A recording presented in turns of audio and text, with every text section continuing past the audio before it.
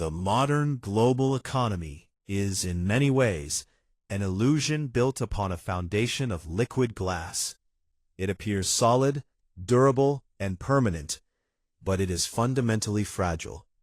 For over half a century, the global industrial engine has hummed along under the comfortable, almost dogmatic assumption that the Strait of Hormuz, the narrow, critical maritime artery of the Middle East, would remain open.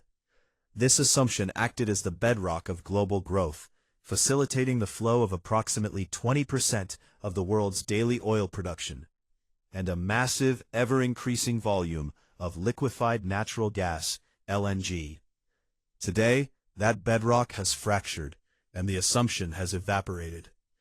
We are currently witnessing the most severe and consequential supply disruption in the history of the modern oil market. For the first time in the post-war era, the states of the Persian Gulf are not merely contending with market volatility or fluctuating prices. They are engaged in a desperate fight for structural and societal survival.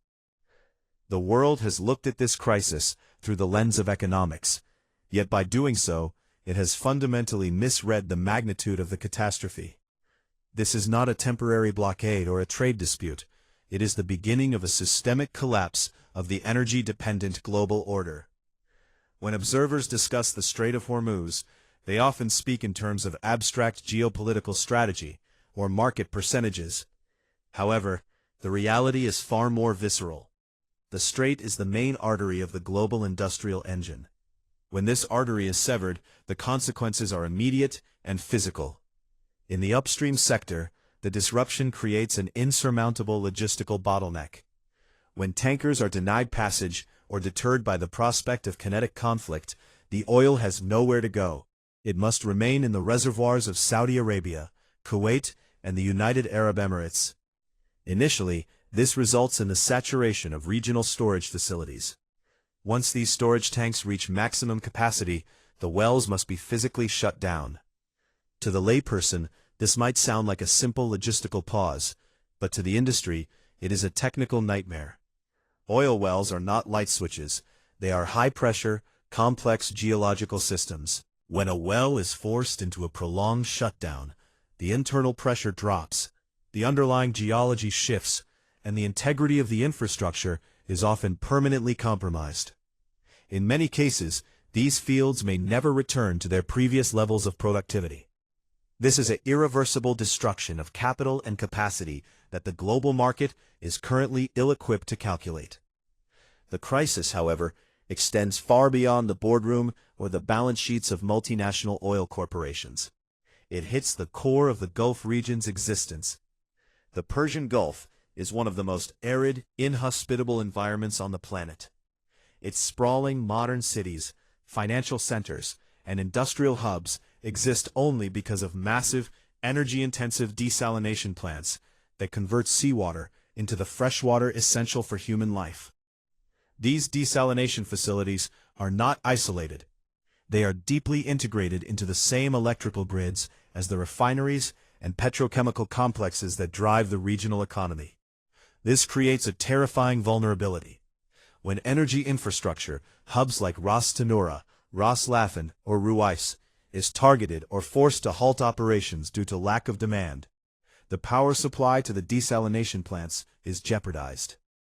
The social contract in the Gulf is predicated on the state's ability to provide water, electricity, and basic services to its population. If the energy sector remains paralyzed, the life support systems of entire nations begin to flicker. If these systems are compromised, the region faces an existential crisis that no amount of sovereign wealth can solve. We are no longer discussing the price of a barrel of crude. We are discussing the viability of urban civilization in a desert environment. For decades, the global community relied on the theory of mutually assured destruction to keep the Strait of Hormuz open. The belief was that the economic cost of a blockade was simply too high for any rational actor to pay. We assumed that even the most hostile regimes understood that closing the strait would be an act of economic suicide, triggering a global depression that would eventually destabilize their own power structures. We were fundamentally wrong. The incentive structure has shifted. when an actor or a state believes its security is already being compromised. The economic cost of a global energy crisis ceases to be a deterrent. In a world where long-term economic stability is viewed as secondary to immediate survival or political leverage, the certainty of the Strait of Hormuz has vanished. The global economy built its entire model on the assumption that actors would behave rationally within a framework of mutual economic gain. When that framework is discarded, the resulting instability is not just a market correction, it is a total breakdown of the status quo. As we look toward the coming months, the global economy faces three distinct trajectories, each carrying profound implications for the 21st century. The first path: precarious stabilization. In this scenario, intense diplomatic back-channel negotiations achieve a breakthrough, resulting in the rapid reopening of the strait by early summer. Energy prices would correct, likely returning to a new normal that is higher than pre-crisis levels. While this would avoid a total collapse, the damage is already done. The risk premium on global supply chains will remain permanently elevated. The world will have learned that the strait is not a permanent fixture of global commerce, but a hostage that can be taken at any moment. Corporations will be forced to shift their supply chain strategies away from efficiency and toward extreme resilience. The second path: the slow burn recession. In this scenario, the stalemate drags on through the autumn. This is a slow burn crisis that creates a grinding global recession. Central banks would find themselves paralyzed, forced into the impossible dilemma of fighting rampant inflation caused by energy scarcity, or attempting to stimulate economies that are effectively stalling due to the lack of raw materials. The industrial output of major economies would shrink, global trade volumes would plummet, and the era of hyperglobalization would come to a grinding halt. The third path: the Great Escalation. This is the scenario that keeps global markets in a state of paralysis.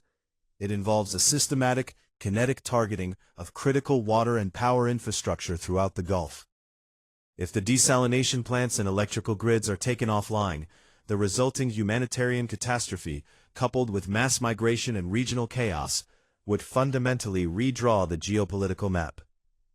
This would be the end of the Gulf as the stabilizing heart of the global energy system and the beginning of a period of total regional unpredictability.